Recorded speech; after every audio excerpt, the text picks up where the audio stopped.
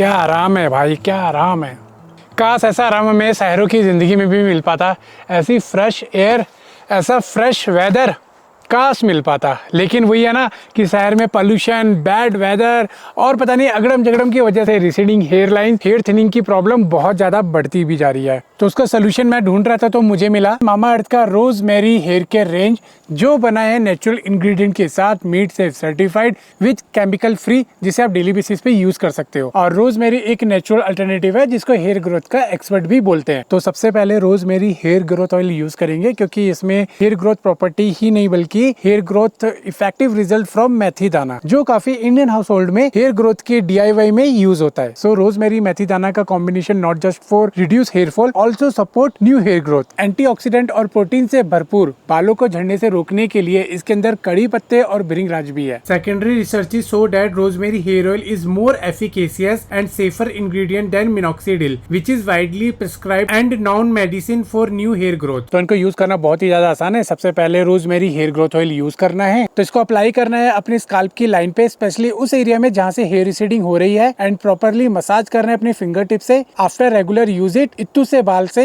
इतने सारे बाल में विजुअल बेनिफिट दिखेंगे। After that you can wash it from rosemary hair fall shampoo and conditioner. और आप इन प्रोडक्ट को रेगुलर बेसिस पे यूज कर सकते हो, क्योंकि मामाअर्थ के सारे प्रोडक्ट केमिकल फ्री हैं। तो अगर आप ये प्रोडक्ट खरीदना चाहते हो तो डिस्क्रिप्शन में मैं लिंक डाल रहा हूँ। आप मामाअर्थ की वेबसाइट, एंड्रॉइड, iOS एप्लीकेशन से बाय कर सकते हैं। साथ में इनको बाय कर सकते हैं Amazon, फ्लिपकार्ट, नाइका से भी। और आपको दे रहा हूँ मैं कूपन कोड PEACE 2023, जिसे अप्लाई करने पे आपको मिलेगा 20% का flat discount. And you know what, Mamaearth का इनिशिएटिव ये प्लान कर रहे हैं 2025 तक 1 मिलियन ट्री को प्लान करने का। तो अगर आप मामाअर्थ का कोई भी प्रोडक्ट खरीदते हैं तो उसके बिहाफ पे ये एक ट्री प्लान करता है, जिसको आप ट्रैक कर सकते हैं इनकी वेबसाइट पे। और अगर आपको मामाअर्थ के प्रोडक्ट अपने नियर अबाउट किसी भी ऑफलाइन स्टोर पे मिलते हैं तो प्लीज कमेंट करके मुझे जरूर बताना। ओके, तो हम लोग आ गए मेन रोड पे, सारा सामान पैक करके। बारिश होने लग गई थी और बारिश होने के बाद तुरंत ही ना घास में से जोंक निकलने लग गई। तो हद ही हो गई यार, मतलब पहले तो बिल्कुल शांत पड़ा था, जैसे ही बारिश पड़ी मॉइस्चर बना, जमीन में से जोंक निकल गई। तो मुझे फटाफट पैक करके निकलना पड़ा। हम कल वहाँ गए थे, वो देख रहे हो सामने, वहाँ गए थे, वहाँ से मैं वापस आना पड़ा। कोई बात नहीं, ये लोकेशन पे हम लोग फिर कभी कैंप करेंगे। अब इससे आगे की जर्नी शुरू कर रहे हैं, देखते हैं कहाँ जाते हैं, क्या करते हैं, कैंपिंग करते हैं या फिर कुछ और प्लान करते हैं।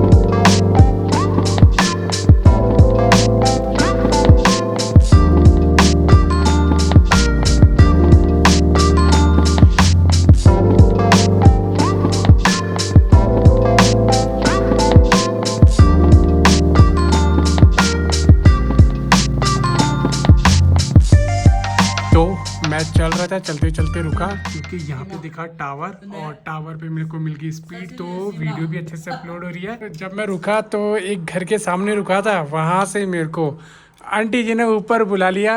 और अब देखो बहुत देर से मेरे को खिलाई जा रही है और अभी भी पीछे बढ़िया, बेटा खाना खा लो। साथ में मेरी चल रही है एडिटिंग और अपलोडिंग भी लगभग 90% हो गई है। जैसे ही हो जाएगी लाइव कर देंगे और फिर यहाँ से निकलेंगे अपने अगले डेस्टिनेशन।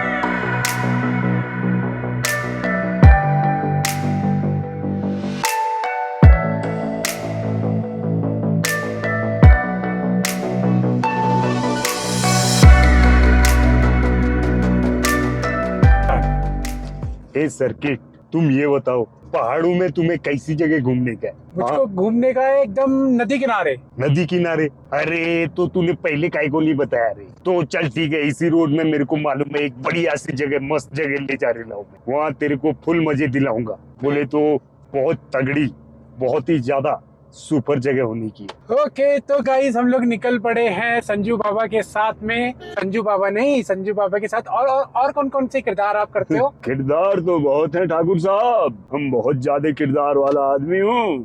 अच्छा जी। मोदी साहब की मैं, ऐसा है, मेरी जो योजना थी पंचेसर डैम वाली, मैं आपको वहीं ले जा रहा हूँ।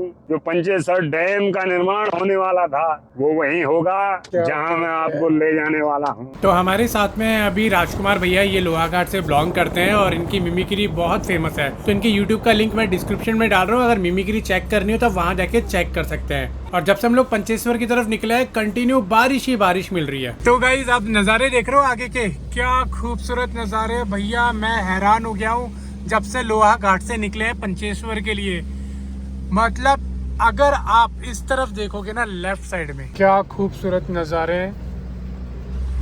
और यहाँ पे सामने देखो, बहुत अल्टीमेट व्यू है।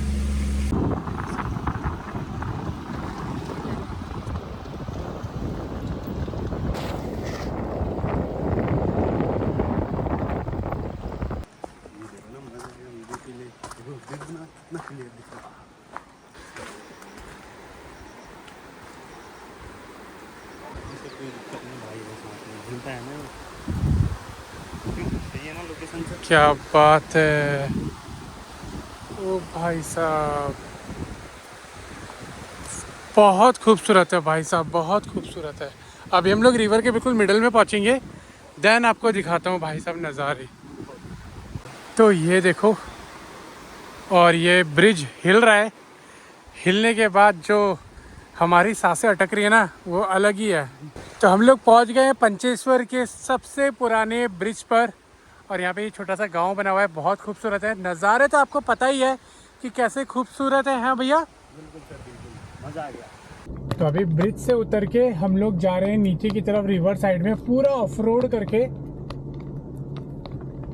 मोटे मोटे पत्थर पड़े हैं, अगर बारिश हो गई तो यहाँ पूरी कीचड़ हो जाएगी फिर। और हम लोग धीरे धीरे चल रहे हैं, आराम आराम से। पहले गियर में डाल दिया है, क्लच छोड़ दिया है, हल्का हल्का मैं बस ब्रेक ले रहा हूँ कहीं कहीं, ताकि ओवर स्पीड में ना चली जाए। लोकेशन बढ़िया है भैया, ऑफ रोड हो गया तगड़ा वाला। समझ रहे हो, मैं कभी अकेला नहीं आ पाता यहाँ जिंदगी में, मैं उतारता भी नहीं। अब यहाँ फिसलेगी गाड़ी, लेकिन एक टायर हमारा नॉर्मल प्लेस में होना चाहिए, तब हम आराम से उतर जाएंगे। ये देख रहे हो, ये जो पत्थर है, मैंने इसके पार भी पत्थर पहुंचा रखा है फेंक के, लेकिन अब कैसे। लो जी, हम लोग पहुंच गए, हम सीधा रिवर के पास में। और यहाँ पे रिवर का फ्लो बहुत ज़्यादा बढ़ा हुआ है। अभी हम लोग वहाँ से जो रिवर आ रही है, हम लोग उधर की तरफ जाके ब्रिज था, वहाँ से ऊपर से उतरते हुए आए और रिवर साइड पहुँच गए। लेकिन यहाँ पे फ्लो बहुत ज़्यादा है, तो कैंपिंग नहीं हो पाएगी, क्योंकि दो रिवर का संगम है यहाँ पे। तो हम लोग यहाँ पहुँचे थे कैंपिंग करने के लिए, लेकिन रिवर का ना फ्लो बहुत ज़्यादा है। यहाँ पे ना पूरा बीच टाइप का होता था। हमने सोचा था कि ग्राउंड टेंट लगाएंगे, आराम से कुछ कुकिंग शुकिंग करेंगे, लेकिन सारा प्लान चौपट हो गया। और दूसरी चीज़, बहुत ज़्यादा गर्मी भी है, तो खड़ा होना बहुत मुश्किल हो रहा है। तो अभी कुछ डिसाइड कर रहे हैं, किसी और लोकेशन पे निकल रहे हैं यहाँ पे। लेकिन निकलने से पहले आपको बता दूँ, ये सामने है नेपाल, ये वाला है पिथौरागढ़, और जहाँ हम खड़े हैं ये है चंपावत। देख रहे हो, तीन चीज़ हमें देखने के लिए मिल रही है। और यहाँ पे क्या होता है, गोल्डन महासीर एक फ़िश होती है, तो फॉरेनर्स आते हैं, उसे पकड़ते हैं, उसका वेट वगैरह करते हैं, मतलब कुछ एक्सपेरिमेंट वगैरह करते हैं, फिर उसे वापस छोड़ देते हैं। तो ये जगह उस चीज़ के लिए बहुत ज़्यादा फेमस है। तो बाकी अभी हम यहाँ से निकल रहे हैं, फिर कभी आएंगे जब बढ़िया टाइम होगा सर्दियों में, फिर आपको यहाँ की बढ़िया बढ़िया चीज़ें दिखाएंगे। घूमने कितने लोग आते हैं, फोटो खिंचाते हैं, ऐसा कोई। तो हम लोग अभी नीचे की तरफ ना फोटोग्राफ्स वगैरह ले रहे थे। तो भैया ये एरिया पड़ता है बिल्कुल बॉर्डर एरिया में, और जब से वो सीमा हैदर वाला केस हुआ है, तो यहाँ पे इन लोगों के कान बहुत ज्यादा खड़े हो गए। अब यहाँ पे हो रही है प्रॉपर तरीके की तगड़ी वाली चेकिंग। हमारी अभी क्लास लगा दी इन लोगों ने, और फुटेज वगैरह भी पूछ रहे थे, कुछ रिकॉर्ड किया ही नहीं किया है, तो वो तो मैंने मना कर दिया। तो इस चक्कर में मैं आपको दिखा पाया, अदरवाइज वो भी डिलीट करा दी जाती है हमारी। तो भैया अगर आप इस तरफ आ रहे हो तो पहले पूछ लेना, वरना मैं आपको सजेस्ट करूंगा सिर्फ नज़ारों के मजे लेने आना और वापस चले जाना। इससे ज़्यादा यहाँ पे आके और कुछ मत करना।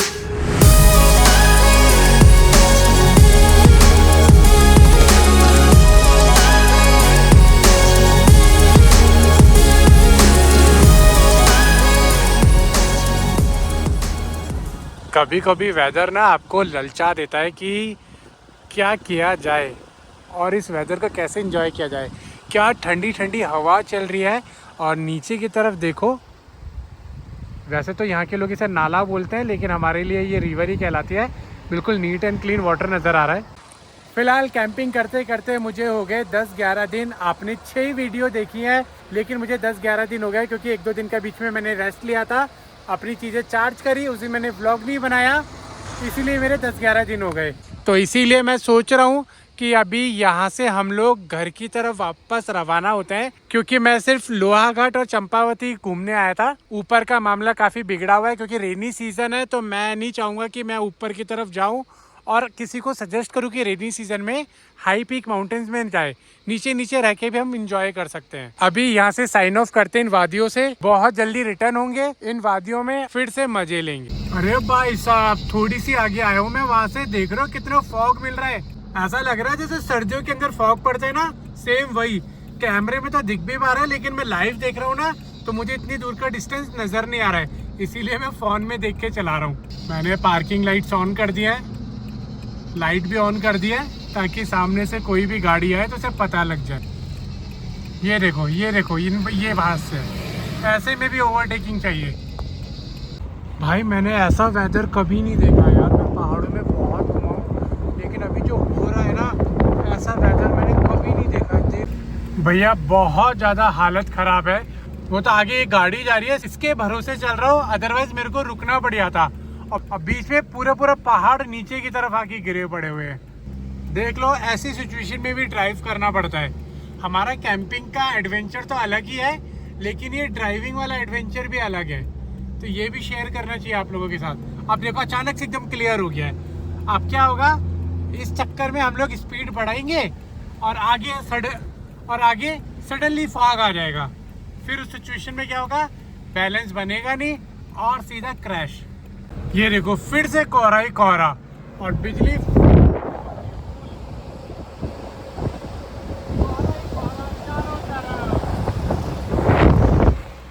भगवान 100-200 ले ले, बस लैंड करा दे, पहाड़ से उतार दे। सच बता रहा हूँ, ये आगे अगर गाड़ी नहीं जा रही होती ना, मेरे रोंगटे खड़े हो रखे होते पूरे तगड़े वाले। अभी थोड़ी देर पहले वही हालत थी जब ये गाड़ी आगे नहीं थी। मैंने तो भैया चुपके से कोई हीरो बनती नहीं गाड़ी इस ऑल्टो के पीछे लगा दिया, आराम से चल रहा हूँ मैं।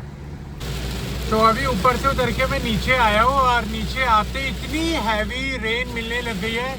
ये आप देख लो, पूरा शीशा क्लीन नहीं हो पा रहा है, मैंने वाइपर बहुत स्पीड से चलाया हुआ है और आगे का रास्ता नो विजिबिलिटी। और हम लोग चल रहे हैं वही जंगल वाले एरिया में, जहाँ पे जानवर कभी भी रोड क्रॉस कर सकता है। एक तो रोड वैसे ही नहीं दिख रहा है बारिश की वजह से, ऊपर से हम लोग चल रहे हैं ऐसे वाले रोड पे।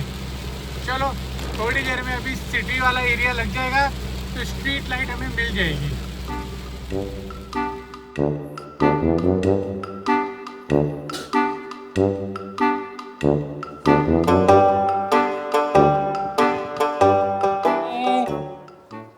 ये क्या है?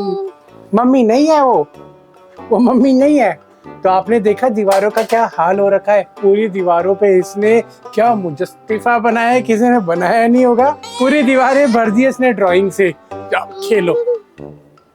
तो मैं सही सलामत पहुंच गया था घर पे, लेकिन भैया जैसे ही पहाड़ों से उतरा, टनकपुर से पहले जो पूरा माउंटेन एरिया पड़ता है, इतना कर्वी रोड है, दूसरा इतना फॉग, इतनी बारिश, क्या बताऊं। और टनकपुर से लगभग मैं आया हूँगा 100 किलोमीटर रामपुर तक, भैया फुल बारिश ही बारिश मिली, लेकिन रोड खाली मिला, ये मुझे फायदा हो गया। लेकिन उस बारिश में इतना डर लग रहा था क्योंकि जगह जगह पे पानी भरा हुआ था। जब मैं निकल रहा था 70-80 की स्पीड से, तो बहुत जगह तो मतलब इतना पानी था कि पूरी गाड़ी नहा गई। तो मैंने व्लॉगिंग करना सेफली नहीं समझा, मैंने सोचा देख के आराम से गाड़ी चलाते हैं और घर पहुंचते हैं। और फिर रात में तो कुछ खास दिखाने के लिए होता भी नहीं है और सेम ही रूट था जिस रूट से मैं गया था, तो मैंने सोचा कि व्लॉगिंग कट करते हैं और सीधा घर पहुंचते हैं।